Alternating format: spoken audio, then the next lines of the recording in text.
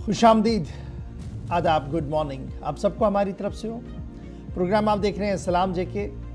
हर दिन सुबह 8:35 पर आने की कोशिश करते हैं आपके सामने, और कोशिश ये हमारी रहती है कि आपको बाखबर करें, उन हालात वाक़ात से बाखबर करें, उन ख़बरों से बाखबर करें जो लगातार सुबह से बनी होती हैं, जिन पर कल रात देर के गुफ्तगू हुई होती है, या जो आज पूरे दिन सुर्खियों में रहेंगी और आप उस पर तबसरा करेंगे और आप उस पर अपनी बात रखेंगे।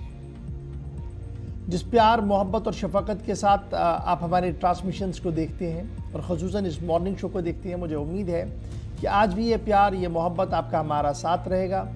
और हमारे साथ रहने के लिए आप याद रखेंगे कि आप तो टीवी पर हमें देख रहे हैं, अगर आप बैरून मुल्क है, बैरून रियासत है, सफ़र कर रहे हैं, तो आप घर के बाहर हमारे साथ कैसे राब्ते में रहें। तो इसके लिए हल भी है जी, आप हमारी राब्ता साइट फेसबुक, ट्विटर, इंस्टाग्राम और हमारी ऑफिशियल वेबसाइट www.gulistannews.in पर आएंगे, जहां पर आप खबरें भी पढ़ते हैं, तज्जिया भी देखते हैं, तबसरा भी लिखते हैं, यानी जो आप लिखते हैं वो भी हम तक आता है, आपका तनकीद भी आता है, आपकी तारीफ भी आती है, और हमें हौसला अफजाई होती है जिस प्यार और मोहब्बत के साथ आप ये सारी चीज़ें, आप ये सारी बातें हम तक पहुँचाते हैं। इस उम्मीद के साथ कि आज भी ये सिलसिला जारी रहेगा, 10 बजे तक प्रोग्राम को लेकर आने की कोशिश करेंगे। 9:45 पर हमारी फ़ोन लाइन्स खुलेंगी और कोशिश रहेगी कि आखिरी 15 मिनट जो है वो ज़्यादा से ज़्यादा वक्त आपको दिया जाए ताकि आप अपनी बात को रखें।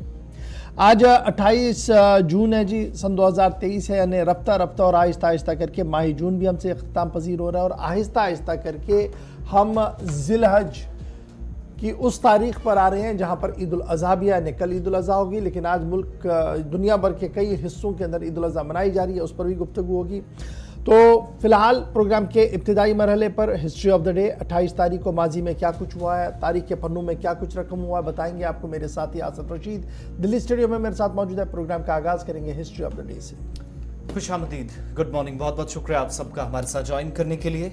8:38 हुआ चाहते हैं। प्रोग्राम का आगाज हिस्ट्री ऑफ द डे के साथ करेंगे, यानी आज इतिहास के पन्नों में खास क्या है, हिंदुस्तान और आलमी तारीख में चंद अहम वाक़यात। सबसे पहले उस पर बात, 1651 में पोलैंड और यूक्रेन के दरमियान आज ही के दिन जहां पर बेस्टू जंग शुरू हुई, आज के दिन दोबारा बैक टू बैक हमलों का आगाज हुआ। 1776 में सेलून जजीरे की जंग अमरीकी फतह के साथ खत्म हुई, विक्ट्री हासिल की अमेरिका ने यहां पर। साल 1838 में विक्टोरिया इंग्लैंड की मलिका बनी, आज के दिन शाही खानदान का हिस्सा हैं और ऑफिशियली जिम्मेदारी आज लंदन के अंदर उन्होंने संभाली। 1846 में आज ही के दिन एडोल्फ सेक्स ने आज के दिन इंस्ट्रूमेंटल सेक्सोफोन को पेटेंट किया, यानी अपने नाम कर लिया, जून की 28 तारीख को। आज ही के दिन अंग्रेजी कैलेंडर के मुताबिक इमरजेंसी में, जहां पर हुकूमत की जानिब से जब हुकूमत मुखालिफ मुजाहिरे शुरू हुए तो कई बड़े फैसले लिए गए। प्रेस सेंसरशिप नाफिज आज के दिन कर दी गई, और सख्त प्रेस सेंसरशिप जिसे लेकर आज भी हुकूमत हदफ तनकीद माजी की हुकूमतों को बनाती है, या इंदिरा गांधी की हुकूमत को टारगेट किया जाता है। 1981 में तेहरान में बमबारी हुई, इस्लामिक रिपब्लिकन पार्टी के 73 ओहदेदार आज के दिन अपनी जान गंवा बैठे इन फिजाई हमलों में। साल 2005 में कनाडा हमजिन्स शादी के कानून करार देने वाला तीसरा मुल्क आज के दिन बना। 28 जून साल 2005 में, आज से तकरीबन 18 बरस कबल ये फैसला लिया गया। और 1950 में जनूबी कोरिया ने सियोल पर आज के दिन कब्जा किया, ऑफिशियल अनाउंसमेंट हुई, और ये दूसरी जंग अजीम के बाद साउथ कोरिया की जानिब से सबसे अहम पेशरफ थी, जिसके बाद साउथ और नॉर्थ कोरिया आज तक एक दूसरे के दरमियान ताल्लुकात इतने बेहतर तो नहीं है, लेकिन यूं कहा जा सकता है कि कशीदगी लगातार बढ़ती रही है। और यही वजह है कि दोनों मालिक 2023 के 6 महीने गुजर जाने के बाद भी इस पुराने मसले को सुलझाने में नाकाम साबित हुए, और कई मरतबा अमेरिका जैसी बड़ी ताकतों की जानिब से भी इसमें दखल दिया गया। तो ये चंद अहम वाक़यात थे हिंदुस्तान और आलमी तारीख में। आपके सामने एक तवील फहरिस्त से चुनकर हम कुछ पॉइंट्स रखते हैं ताकि आप भी ये जान लें कि आज के दिन की अहमियत क्या है, क्यों माजी को याद रखना ज़रूरी है, क्यों इन वाक़यात से सबक लेने की ज़रूरत है, और कई ऐसे वाक़यात हैं जो अपने आप में सबक आमोज़ होते हैं। बहरहाल अब एक और पड़ाव की जानिब बढ़ेंगे और सबसे पहले खबरें आप तक पहुँचेंगी। आज ईद के ताल्लुक से गुफ्तगू थोड़ी देर में आपको बताएंगे कि जम्मू कश्मीर के अंदर तैयारियाँ क्या हैं, लेकिन मुख्तलिफ अरब ममालिक बशमूल सऊदी अरब के अंदर, जहाँ पर 21 लाख से ज़्यादा आज़मीन हज भी मौजूद हैं, आज ईद उल अज़हा गौर मनाई जा रही है। बिल्कुल, ज़रा आगाज़ आज उसी खबर से करते हैं, क्योंकि कल आपको याद होगा कि वकूफ़ अरफ़ा के हवाले से हमने गुफ्तगू की थी और हज का रुकन आज़म वकूफ़ अरफ़ा बख़ैर आफ़ियत इख्तिताम पज़ीर हुआ है। एक बड़ा मामला होता है ये, जहाँ पर लाखों की तादाद में लोग मौजूद होते हैं, तो वो कल बख़ैर आफ़ियत अदा हो गया है जी। मैदान अरफ़ात में लाखों फ़र्ज़ंदान तौहीद ने खड़े होकर गिड़गिड़ाते हुए दुआएँ मांगी हैं। इस वो मंज़र भी कल आपने देखा होगा। और कल जब खुतबा हज दिया गया तो उसमें बुनियादी कुछ बातों की और तवज्जो भी दिलाई गई कि इंसानों में ज़ुबान, ज़ुबान और रंग नस्ल का फ़र्क बिल्कुल भी नहीं है। ये दरअसल सिर्फ़ और सिर्फ आपके तारुफ के लिए है, बाकी इंसान सब एक है। मोहब्बत, भाईचारे, अमन का पैगाम कल एक बार फिर हज के खुतबे से जो इमाम हज है शेख हसन बिन अब्दुल अज़ीज़ की तरफ से जो वो दिया गया था।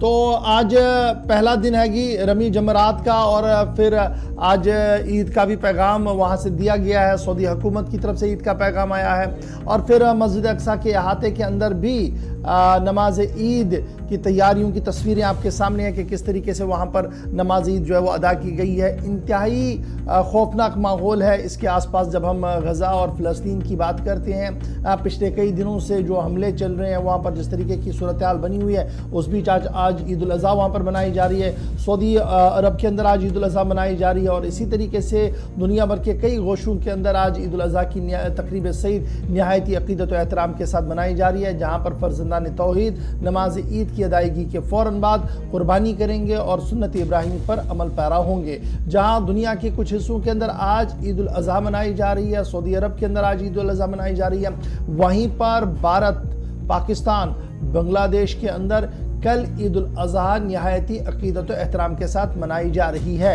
और इस सिलसिले में जहाँ मुल्क भर की तैयारियों की हम बात करें तो मुख्तलिफ़ रियासतों के अंदर तैयारियाँ मुकम्मल हो गई हैं। और जम्मू कश्मीर के हवाले से जब हम गुफ्तगू करें तो जम्मू कश्मीर के अंदर भी तैयारियाँ जो हैं वो लगभग मुकम्मल हो गई हैं। और जब तैयारियों की हम बात करते हैं तो सबसे बड़ा इज्तिमा जो है वो इम्कान ये है कि दरगाह हज़रत बल में होगा, क्योंकि ईदगाह श्रीनगर के अंदर नमाज होगी नहीं होगी, इस पर लगातार पिछले कई सालों से सवाल बन रहा है, क्योंकि मीरवाइज़ नज़रबंद है। दूसरी तरफ से इंतज़ामिया अलाउ नहीं कर रही है वहाँ पर नमाज को, तो नमाज जामिया मस्जिद के अंदर होगी, इस तरीके की उम्मीद लगाई जा सकती है। लेकिन सबसे बड़ा इज्तिमा जो सरकारी तौर पर क्लियर हो गया है वो दरगाह हज़रत बल है, क्योंकि कल आपने देखा होगा कि दरगाह हज़रत बल के अंदर खुद लेफ्टिनेंट गवर्नर मौजूद रहे, उन्होंने इंतज़ामात को जायज़ा लिया है। उसके बाद दीगर बुक्का जात और खानकाहों में भी एहतिमाम किया गया है। और जम्मू के अंदर सबसे बड़ा इज्तिमा जो है वो जम्मू की जो मरकज़ी ईदगाह है वहाँ पर होगा, जहाँ पर नमाज ईद इज्तिमाई तौर पर अदा की जाएगी।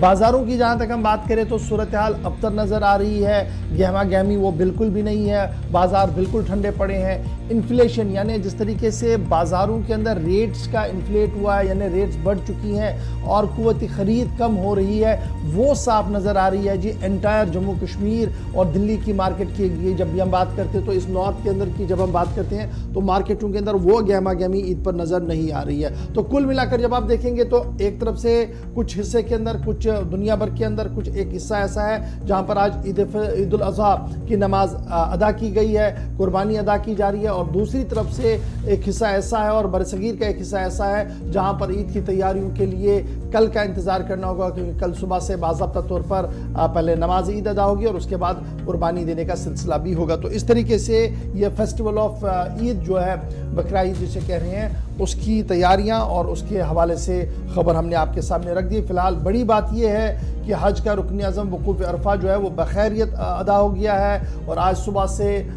रमी जमरात का पहला दिन भी है और इस सिलसिले में कुर्बानियों का सिलसिला भी सऊदी अरब और मुल्का इलाकों के अंदर शुरू हो गया है। अभी तक किसी भी नाखुशगवार वाक़े की कोई भी इत्तला वहाँ से बरामद नहीं। सुबह के कुछ मज़ीद मनाजिर हैं वो भी ज़रा दिखा देते हैं और साउंड बाइट के साथ, क्योंकि दुनिया भर के अंदर बेशतर अरब ममालिक जहाँ पर ईद मनाई जा रही है, सुन्नत इब्राहीमी का सिलसिला भी जारी है।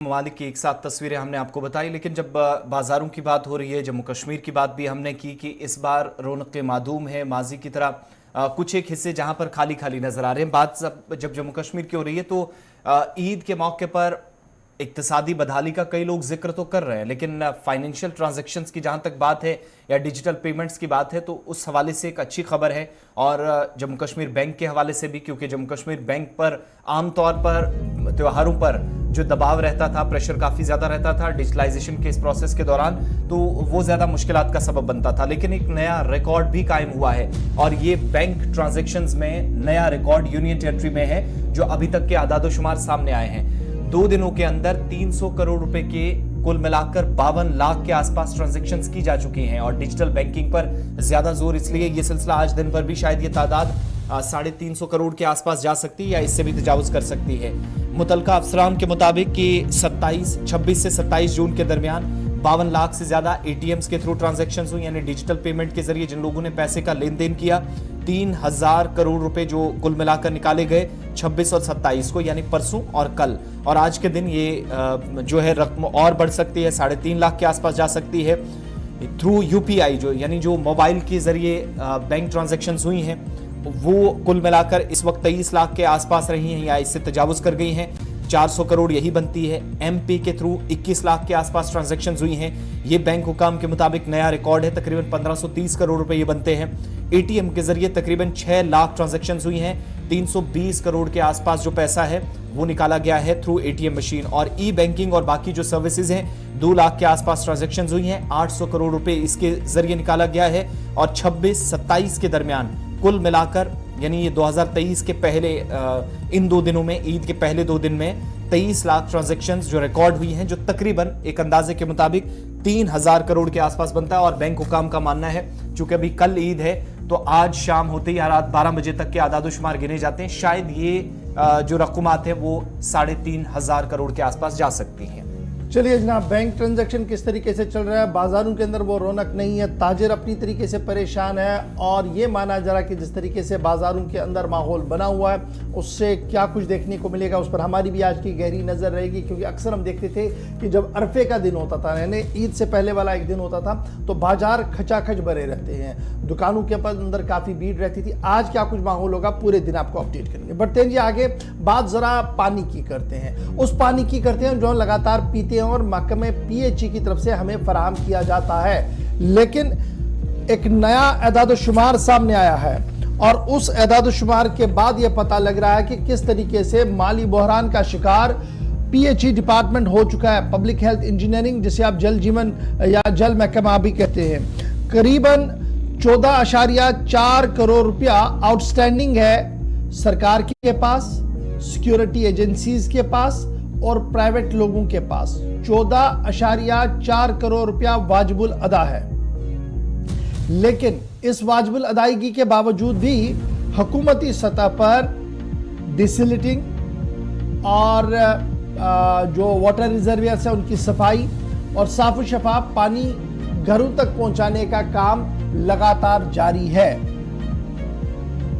नए कनेक्शन भी फराहम किए जा रहे हैं और नए कनेक्शन देने की वजह से कुछ राहत इस महकमे को मिलती हुई नजर आ रही है। 14.4 करोड़ रुपया जो आउटस्टैंडिंग बताई गई है वाटर टैक्स के हवाले से, जिनमें सरकारी महकमे हैं, मैंने पहले आपको बता दिया।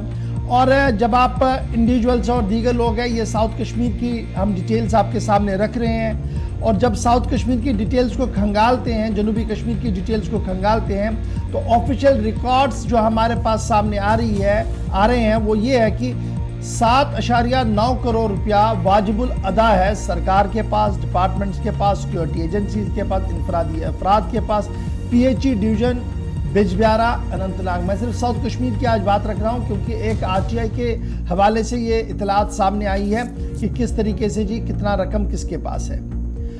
और जब हम बिजबिहारा अनंतनाग की बात करेंगे पीएचई डिवीजन की, तो 7.9 करोड़ रुपया है। और इसी डिवीजन की जब हम बात करते हैं तो डिपार्टमेंट ने जनरेट किया जी 71.5 लाख 2020 से 2022 के दरमियान। ये कहां से उन्होंने किया जी रेवेन्यू जनरेट? इन्होंने नए पानी के कनेक्शन लगाए और वो नए कनेक्शन साल 2020 साल 2021 और साल 2022 के दौरान कितने लगाए? 8,270 से ज्यादा वाटर कनेक्शन लगाए। और ये पीएचई डिवीजन बिजबिहारा की ये हम आपके सामने बात रख रहे थे जी। डिपार्टमेंट ने, जब आप पीएचई डिवीजन बिजबिहारा की बात करते हैं तो ये बात मैंने आपके सामने रख दी कि किस तरीके की रकम उन्होंने लाई और कितना उनका वाजिबुल अदा है। उसके बाद एक और डिवीजन है जी, पीएचई डिवीजन शोपियां। तो वहां पर जो अदाद-ओ-शुमार बताए गए हैं वो ये बताए गए हैं कि 16.74 लाख रुपया जो है वो वाजिबुल अदा है। और ये वाजिबुल अदा एक फर्द के पास नहीं है, एक आदमी के पास नहीं है, सिविलियंस के पास नहीं है, सरकार के पास भी है, सिक्योरिटी एजेंसीज के पास भी है और आम आदमियों के पास भी है, जहां जहां पर सरकार की ये पाइपलाइन जाती है।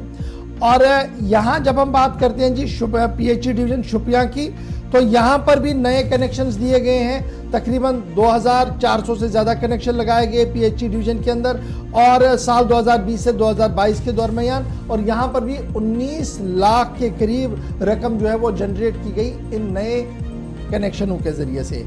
आगे जब हम देखते हैं तो कुल मिलाकर 1.47 करोड़ रुपया आउटस्टैंडिंग है जी डिपार्टमेंट का पीएचई डिवीजन के अंदर। और जब हम डिवीजन वाइज इसको मैंने आपके सामने रख दिया तो साउथ कश्मीर के पास 12.6 लाख रिकवरी है और 1.34 लाख करोड़ रुपया आउटस्टैंडिंग है मुख्तलिफ इंडिविजुअल्स और डिपार्टमेंट्स के पास। और ऑफिशियल डिपार्टमेंट्स रिकॉर्ड्स को खंगालने के बाद ये पता लगता है कि अवंतीपोरा हो, बिजबिहारा हो, शोपियां हो, यहाँ पर एक कसीर रकम जो है वो वाजिबुल अदा है तमाम के पास। और जब ये सारी चीज़ें चल रही हो तो सिस्टम चलेगा कैसे? यानी बिजली का बिल तो हम रेगुलरली भर रही है, पानी का बिल साल में एक बार आता है और इसको जनरेट किया जाता है एक बार, लेकिन उसके बावजूद भी जब इसकी अदायगी टाइम पर ना हो तो निज़ाम कैसे चलेगा? एक सवाल तो ये है। और दूसरा सवाल ये है कि हर घर जल और नल का नारा हुकूमत की तरफ से दिया गया, लेकिन आज भी बहुत सारे इलाके ऐसे हैं जहां पर न पीने का पानी है और ना ही नल लगाए गए।